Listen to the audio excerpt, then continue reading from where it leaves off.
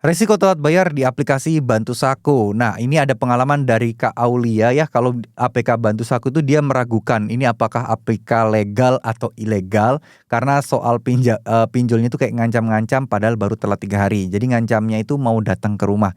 Sebenarnya ini bukan ngancam ya, kayak bahasanya ngancam itu kalau lebih ke kriminal gitu ya. Tapi kalau misalnya seperti ini tuh kan ya mungkin bagi kita yang gagal bayar itu pasti terasa seperti ancaman, benar nggak? Tapi bagi pinjolnya ya itu peringatan sih sebenarnya.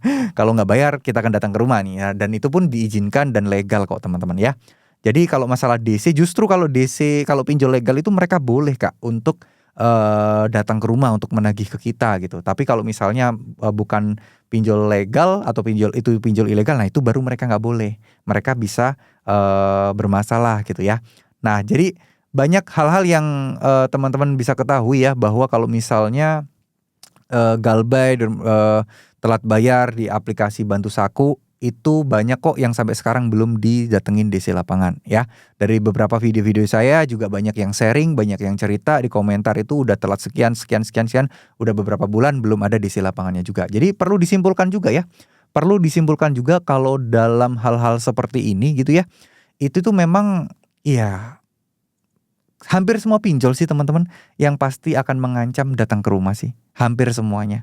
Nggak ada yang enggak sih. Jarang lah, jarang. Mungkin 95% pasti akan mengancam akan datang ke rumah, akan nyamperin dan seterusnya. Ya itu biasa. Itu hal yang lumrah karena ya mereka semua tahu kalau hal itu sangat-sangat efektif untuk membuat teman-teman itu mau segera membayar utangnya dengan cara apapun, dan mereka juga nggak akan peduli kalian mau bayar pinjol pakai cara apa.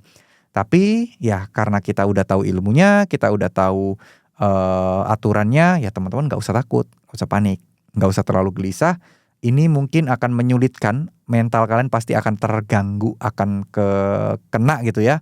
Tapi saran saya serahkan dan pasrahkan sama Allah SWT. Banyakin doa, banyakin ibadah, insya Allah semuanya akan terasa lebih ringan.